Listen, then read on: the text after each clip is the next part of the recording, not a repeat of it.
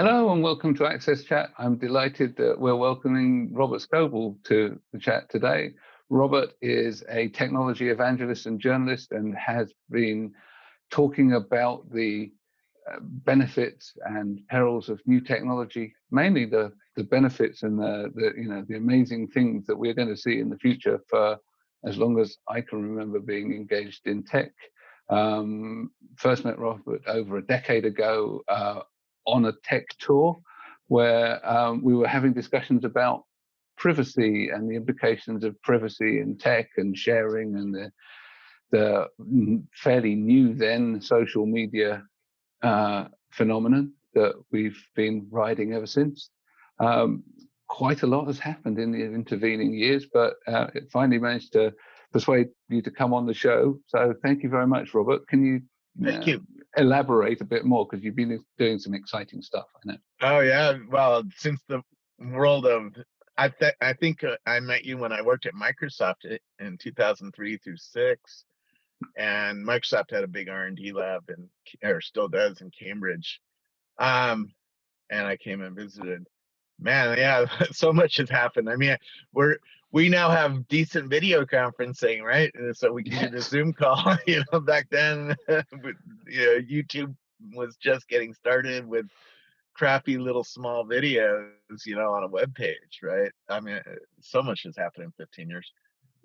I'm a futurist, technologist, journalist. I had the first ride in the first Tesla with Elon Musk. That was, shortly after I met with you guys. Siri was launched in my son's bedroom. I was early to see Instagram and Flipboard and Cloudera and many enterprise and consumer companies. And I've been around the world giving speeches about technology in Silicon Valley and all that.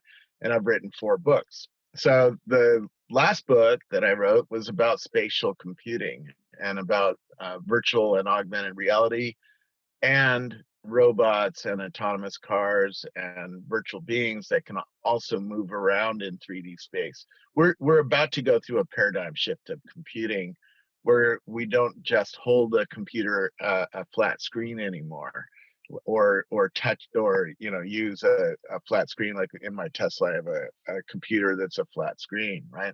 Soon I'm going to be using glasses to see computing on everything, and we're going to be able to move through that space and touch things and interact with things in a much different way than we can on a phone or on an iPad or on a laptop or on a desktop machine. So we're about to go through a real interesting paradigm shift, and that's what I wrote about with Irina Cronin. So.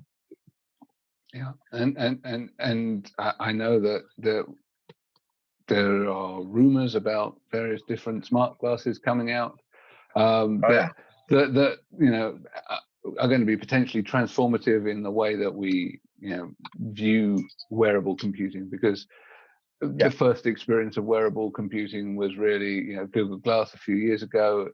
It didn't get that sort of social acceptance that maybe was hoped for.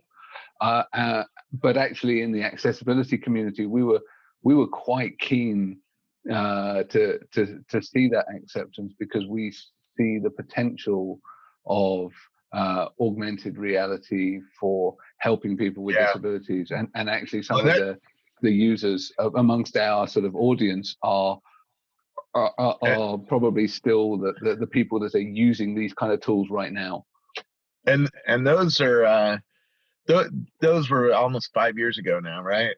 It's amazing how long it takes to get these computers going. But you look at a pair of AirPods, right? AirPods have more compute inside them than an iPhone 4 did, right? Just a few years ago. So you can see the computing world, thanks to Moore's law, is shrinking down and making more capable products for a cheaper price, right? And that's about to hit. The Google Glass, in a way, it failed because it was so early and it just didn't do all that much, for consumers, right? The camera wasn't as good as a GoPro camera. The microphones weren't that good. It didn't have a good Siri or a good AI to talk to and understand you. It didn't do real augmented reality where it's going to lay, things on top of the physical world. And that's all about to change, right? Um, we're seeing pieces of it in R&D labs, but we're starting to see real glasses that can do real augmented reality, not like that, with lidars that are highly detailed, and with AI that really is starting to understand this at this point and has huge efforts behind it. I mean, Amazon alone has 10,000 people working on Alexa, right? That's a huge effort, and you're starting to see those efforts pay off in a lot of different ways. Or sometimes we observe a certain narrative from companies when they talk about VR. Google had one about Google Glass. Yeah. Do you feel that is the right narrative to reach the audiences and to reach, everyone, someone that barely knows how to use the phone? How can that relate? Is there a gap between what they are saying and what should be said in order to facilitate adoption? Yeah, there's a lot of confusion about why Google Glass failed, and many people just don't realize what actually went down there. I wore mine for a year, and most people blame the camera, and I know it's not the camera. It was actually, there's a new social contract problem where we evolved over millions of years to look into each other's eyes to see if you're trustworthy or see if you're paying attention to me, and we have a social contract that happens because of that. And here was a new screen in front, in between us, and it confused people. It distracted people, and they didn't know how to explain that. So they blamed the camera because that's the first thing they saw that they could actually talk about. And I have proof of this because I was at Coachella with, and two guys in front of me said, I need to get away from the Google Glass guys. I wasn't actually wearing it. There was two guys behind me who had it on. And I grabbed the two guys in front of me and I said, why does that piss you off? He goes, I don't know. It might be the camera. And I go, come on, there's everybody around you is holding an iPhone with a camera on it recording, right? And it's being professionally recorded on TV. So it's not the camera. What else is there? Why did that make you nervous? Why did you want to get away from that? And it was this social contract problem where one guy said, it just makes me feel uneasy because he might be a cop with information in his eye, and I don't have the same info. I don't know what he's seeing. I don't know what he's looking at. I don't know if he's doing face recognition on me. You go into all these dystopian fears, right? And part of it's media control, but part of it is just how we evolved over millions of years to look into each other's eyes. So that leads into a whole narrative problem, right? And I think when Apple comes out with its glasses, they're going to come out with a much different narrative. They're not going to jump people out of a. When I was in the front row when Google announced Google Glass, and they jumped performers out of a blimp and had them skydive down and then do some tricks on bicycles, and all while wearing the glasses and live streaming it, which set this whole expectation around the camera that just wasn't true. My Google Glass, if I tried to run the camera, would only last half an hour, right? The battery wasn't that good, and the quality wasn't very good. Putting a GoPro on the side of my head was way better in terms of video quality than the little camera in this little glass was. So the narrative was bad from the start, and they shouldn't have come out that way. They should have come out with, hey, this is a new kind of product for a very specific thing. It's very expensive. It doesn't do a whole lot. But the things it did were pretty damn amazing. I mean, like you said, if you're somebody who can't see very well, and you have a little camera that's helping you live your life or listening to you or telling you directions, that's a huge improvement in your life, right?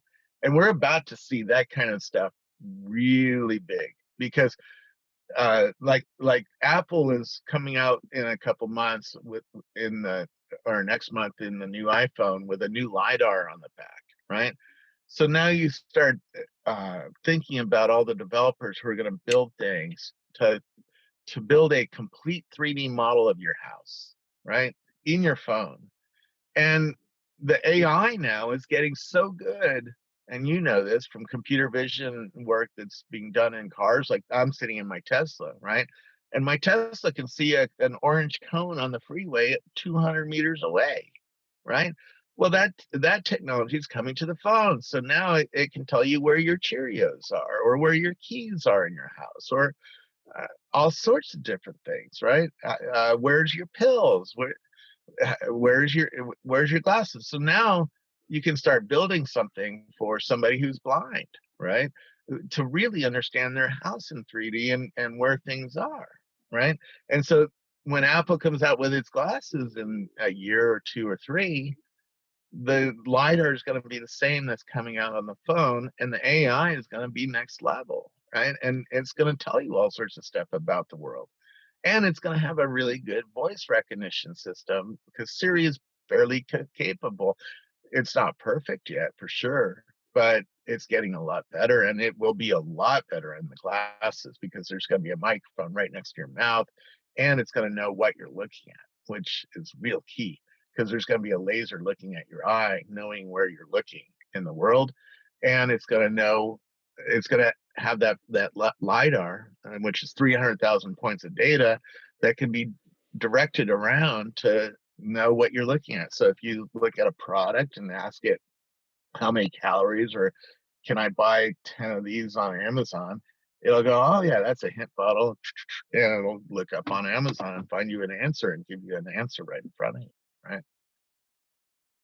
Wow, that's amazing. I have a question that I was talking to someone at Google, and I brought up the Google Smart Glasses, because it really was helpful for the community of people with Yep. disabilities and people like me that are over a certain age. We want to age in place and be independent. Yep. And as I'm older, even though I actually have 20/20 vision, I no longer can see very well at all because of my age, partially my age. Yep. Yep. And dry eye syndrome, blah, blah, blah. But I'm Yep. curious from your perspective. Um, so I was talking about Google Glasses in an article that I was doing, and one of my friends at Google came back and said, "Deborah, don't play Google. It's our biggest failure. We're very embarrassed by it, and it's just something we don't want to talk about." And I thought, I think that's the wrong way of looking at it. Now, this was just Yep. one Google employee's perspective, but I think that, as you said, that's such an interesting point that you made of sort of the social contract we have, because Yeah. I know my husband always struggled, and my daughter did too, interestingly enough, with Down syndrome, but they were both bad. My husband had a real bad traumatic brain injury as a child, but they both were really bad about looking people in the eyes. And I would always say, you got to look people in the eyes so they know they're looking at you, not taking into account vision impairment and all that. But Yeah. so it seems like society I have an learned a lot autistic son. from Google Glasses. Yeah, I have an autistic Go, son, and he can't look in people's eyes. Right, that's a right. And it marker of doesn't mean he's autism. not listening. Right. Yeah. He doesn't, it doesn't mean he's not listening. And so, of course, we are redoing social contracts right now. I meet people. I had some plumbing work done, and 7 men came into my house, and okay, I know I'm not supposed to shake their hands. I know I'm supposed to, but the normal social contracts aren't there. So I just wonder, though, if we should all, instead of people thinking the Google Glass is a failure, wasn't that something that we needed to walk so we could learn this stuff? It seems like it's just Yeah. a natural part of what we have to do, is we're learning to use these technologies. I Go ahead. totally agree with you, and I'm sad that they still view it that as a failure, because it really did try to introduce us to this new paradigm of wearing a computer on your face, right? And that is it's a rough thing to convince people to wear something new on their face. People are very particular about what they put on their face, right? They have to look at it a long time. And this is sort of why I think Apple has to do it, right?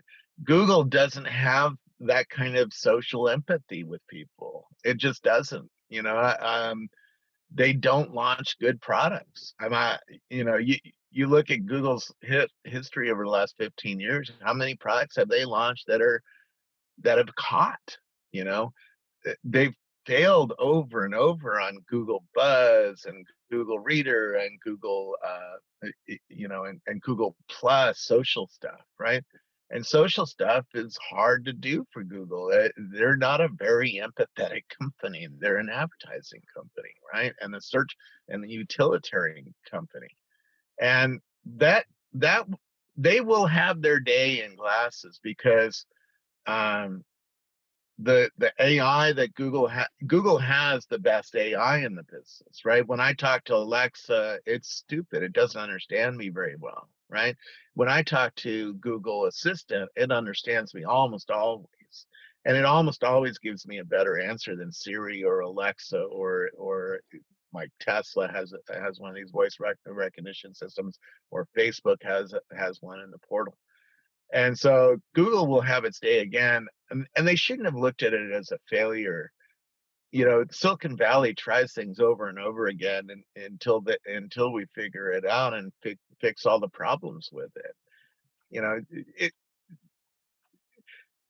General Magic came before the cell phone did, right? And you know, we have many examples of that where we tried things over and over again until Moore's law flipped enough times to make technology possible and interesting to people, right?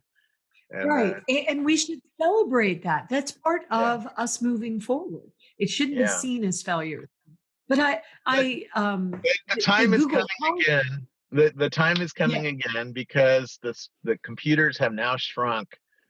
In 5 years, they've shrunk quite a bit. Right, we went from 13 nanometer silicon chips to 5 now, right?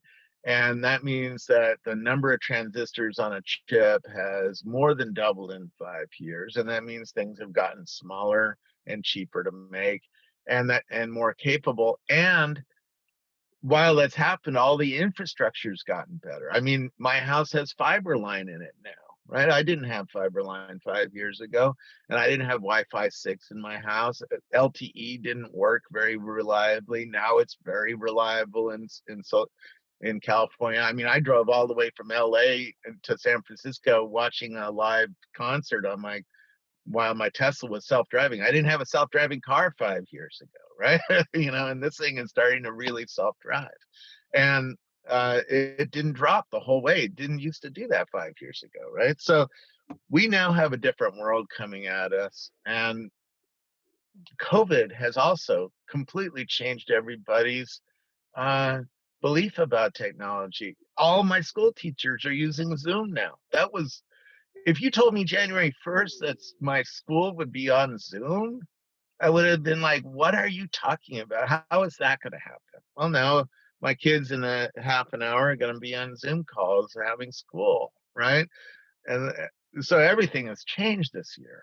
And that has led to a plowed field. I mean, Silicon Valley is a former farm, right? So we plowed the field and gotten it ready for this next paradigm of moving toward computers on not just our face, because we're wearing them on our wrist. Apple next week is going to announce a new watch, right, with more sensors. And these new AirPods have really gotten much better, and soon they're going to be spatial as well. So you're going to be able to hear sound from different places with these AirPods. You know, there's a reason they put such high computer in these little headphones to do new kinds of things with them, right? So a lot is going to change in the next two years. Yeah. So, Robert, as we speak, probably there's a good number of companies that are organizing events, conferences, webinars. This was a boom. After we end up all being confined at home. But everyone is struggling to get attention in those platforms, to have engagement between the speakers and the audience, and sometimes even engagement within the audience itself. How do you see VR and AR addressing this problem? Because this is something that everyone is struggling with. Yeah. But let's stop and not talk about VR and AR for a second. My wife works at VMware on the conference team. So last year they had 22,000 people at their conference in Las Vegas or San Francisco. San Francisco was last year. And this year they already have 75,000 people signed up, and the conference hasn't even happened yet. It's coming in September, later this month, a couple weeks. And so they're doing it mostly on Zoom and video and having some chats, doing stuff like what we're doing right here, right? Because most people don't have VR yet, right? And they just couldn't figure out how to buy enough headsets for everybody or whatever. It just wasn't ready yet to go to VR. Now, soon we're going to see more improvements in VR. Facebook next week is going to announce a new VR headset, which is going to be lighter, and it's $100 less than it was, and it's has better cameras, better hand tracking, better microphones, better audio, more GPU in it, so it can do better visuality. Right, much better product for less money. Right, $300 instead of $400, and it does more, and it's more comfortable. So that starts giving you a sense of, okay, in 2 years, there's going to be another one, which is going to be like closer to a pair of glasses, right? And when the glasses come, that's when this world really changes.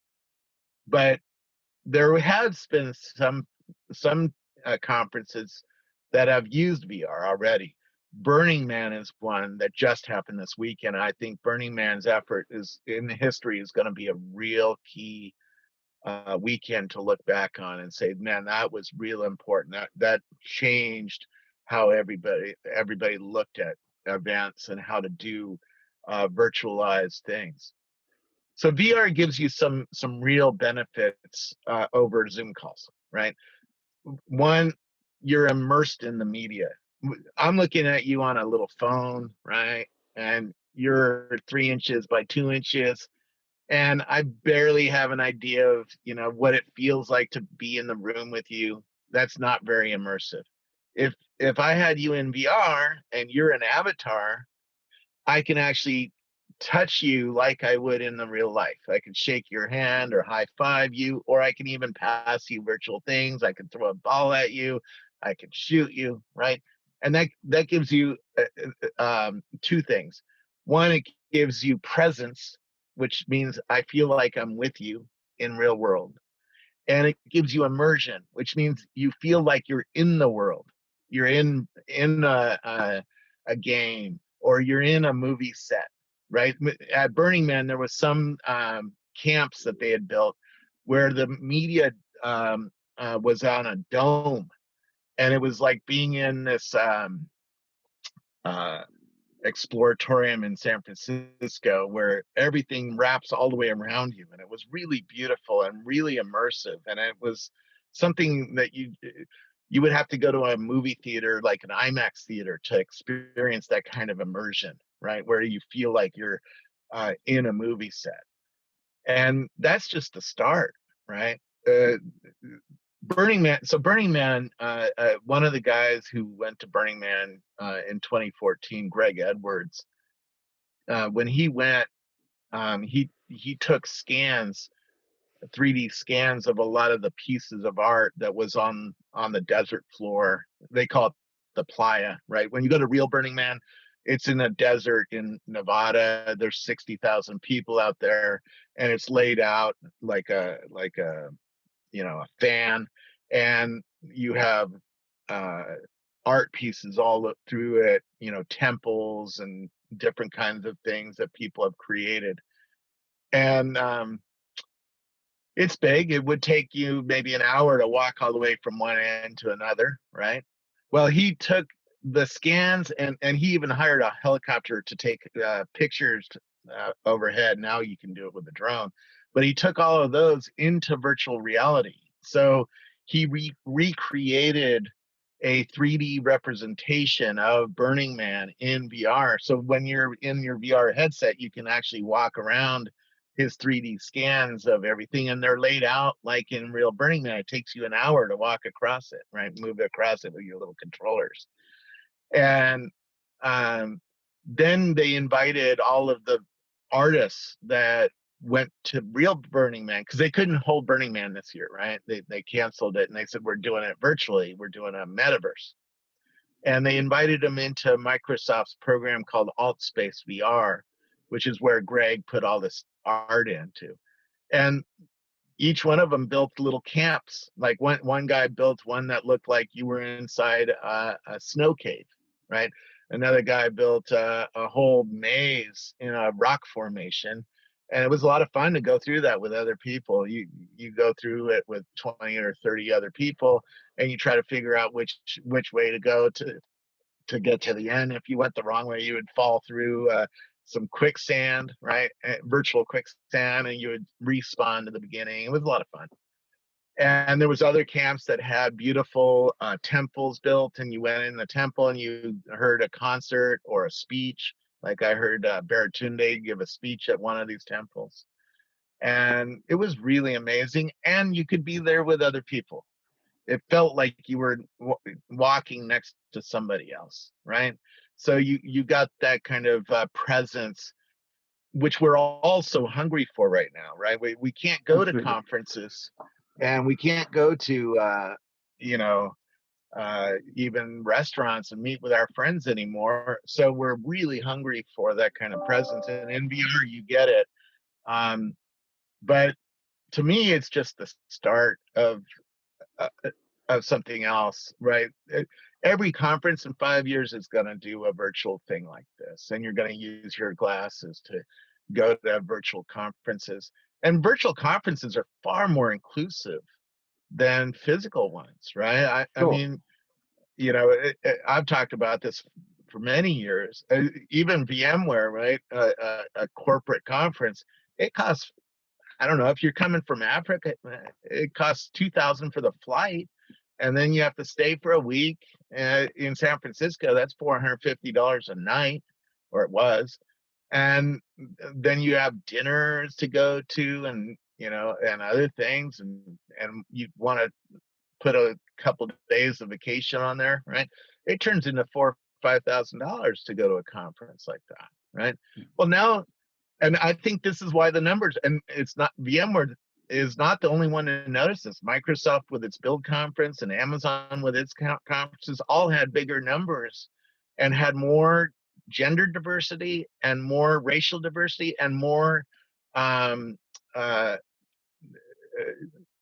people from more places, more diversity in terms of places, because now all of a sudden a poor kid in Mumbai could go to a conference because there wasn't much cost involved in it, right?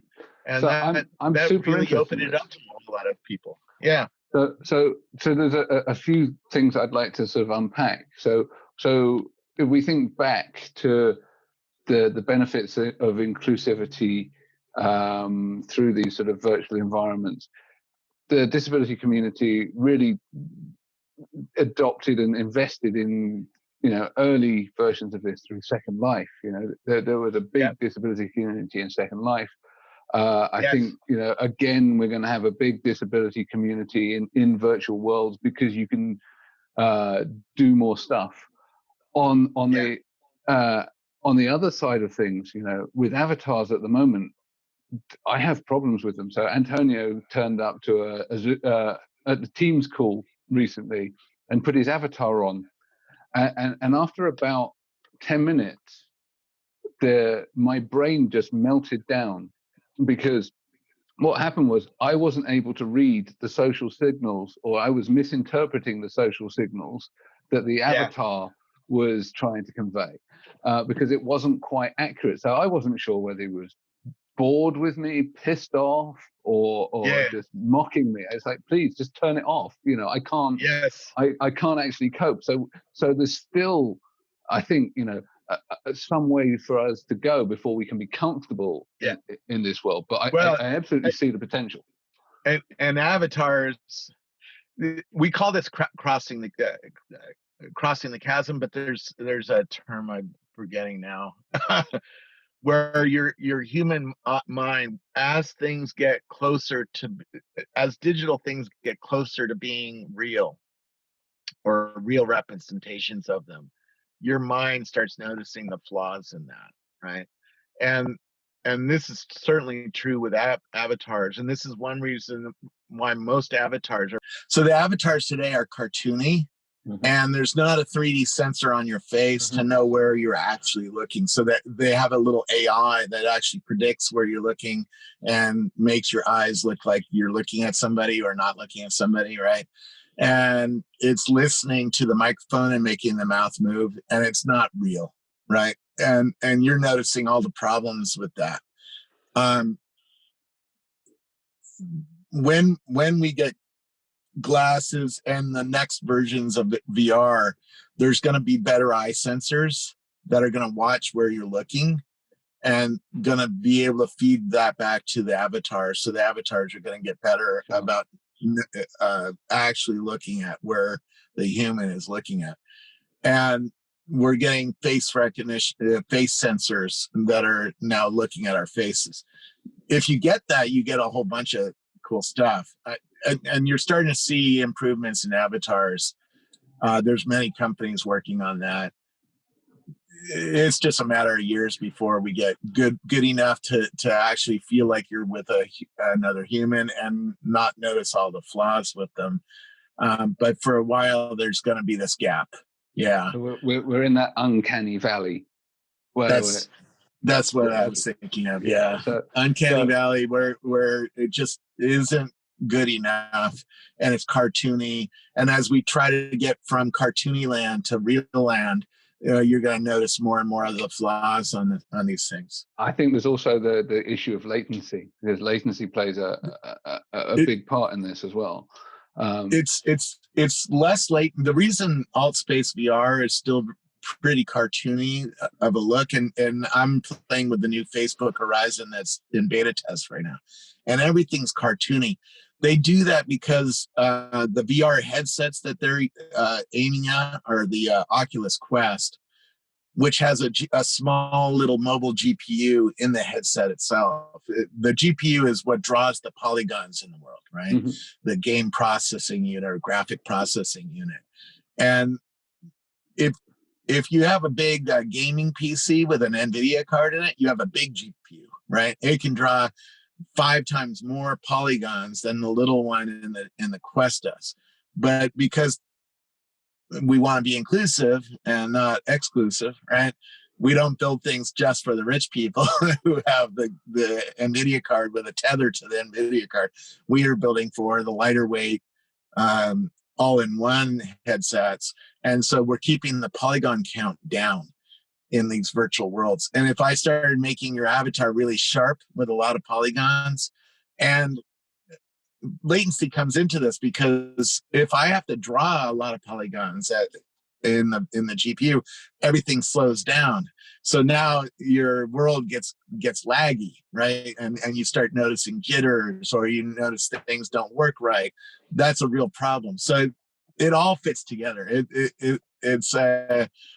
We're in the early days of this right now, right? And we're just we really need Moore's Law to flip 3 or 4 more times, which is 6 years from now, before we can do really great stuff, right? But we're doing pretty good stuff with this little tiny GPU, and it's pretty amazing, right?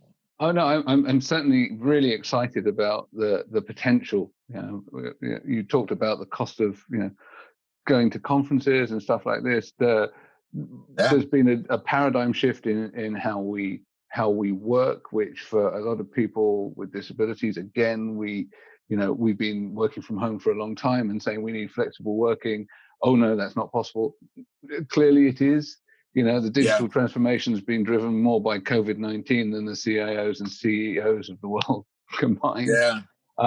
What I think has been a struggle has been some of this stuff where we've rolled stuff out really quickly, and it's been inclusive for some. But we're looking at education. You're saying your kids are on Zoom, right? I can imagine the cognitive load for your son who is autistic is going to be really significant, being on Zoom calls all day. Yeah. So there's still more that we can learn about some of this stuff, but it doesn't mean that I'm not excited about it. I'm very excited about it, and I'm also excited about the idea that we might actually use the sort of things like augmented reality to actually reduce cognitive overload. Because as Deborah and I both have ADHD, we are massively distractible, and that takes a toll on you, right? And we're in a world where there's lots of distractions, ever more so. Finding ways to sort of tune that out to enable us to do stuff might actually be really enabling, and at the same time feeding us pertinent information. And that's where you were talking about Google Assistant being really good, because actually it's very good at context-based reminders. So where you're up to. It knows what you're doing. So long as you don't mind giving away your inside leg measurements, it can be really useful and to feed you those kind of pertinent things that you need to do. It's like, oh, you're here now. You need to go and take your pills, or you need to do all of this stuff. So I think it's an exciting period. I mean, before we get to glasses, what do you think are going to be the sort of the new and enabling features in sort of mobile and wearables in the next year or so? Well, we're about to go into the release cycle, right? Yeah, we're just about to get the LiDAR in the new phone. So the new phone on the back will have a 3D sensor that has 300,000 points of data and can see the world in 3D, right? And you can now start seeing developers work that into their applications to do navigation in shopping malls. And I was talking to one company in Iran who's actually building amazing things for stores and navigation around, because they're getting much better 3D data off of these phones. And you're going to see the beginnings of real augmented reality, where you can have a virtual thing in your house on your coffee table, right? And now you can start seeing different kinds of education. I walked around a virus with a bunch of scientists in VR, and because you're in 3D and the virus is blown up as big as a house, you can walk around the chemical structures of the virus and really understand how the thing evolved, and how a drug might attach to it, or how a vaccine might break it apart, or something like that. And you can learn a lot faster that way, right? So, man, it's endless. In my book, we cover 7 industries that are going to see radical change over the next decade, right?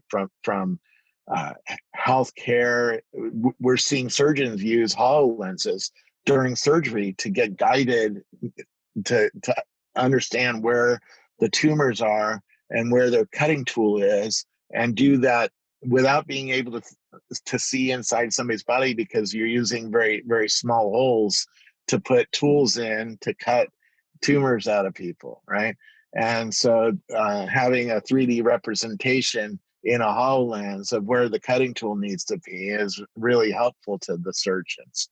To construction workers who are going to use this technology. I talked to one guy at Trimble who is using the Boston Dynamics dog to walk around a construction site, use a LiDAR to make a 3D image of that, and then look for all sorts of things like planning out next day's construction, or looking for problems like is there a bolt missing on a beam that was supposed to be there, right?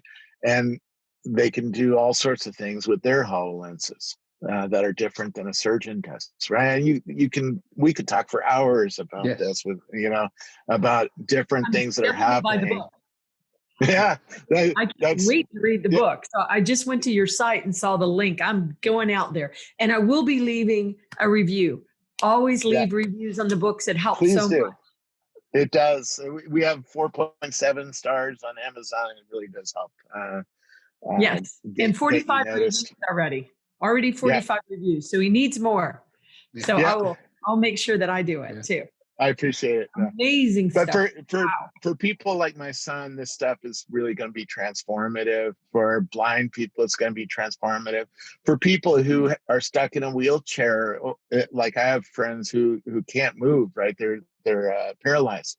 This is huge because they can now participate, and nobody knows that they're stuck in a wheelchair because they're just yet another avatar standing next to them, right? So now they don't get the social judgments that they might have gotten if they had to go to a real conference, right? Yeah, I think that's an interesting one because quite.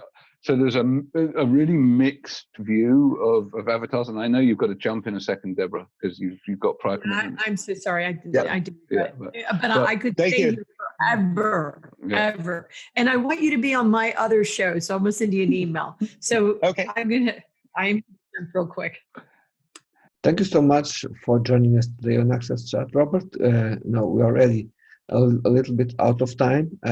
It was a very interesting conversation that we look forward to continue on the Twitter chat on Tuesday. So I hope everyone that is listening to us can join us there.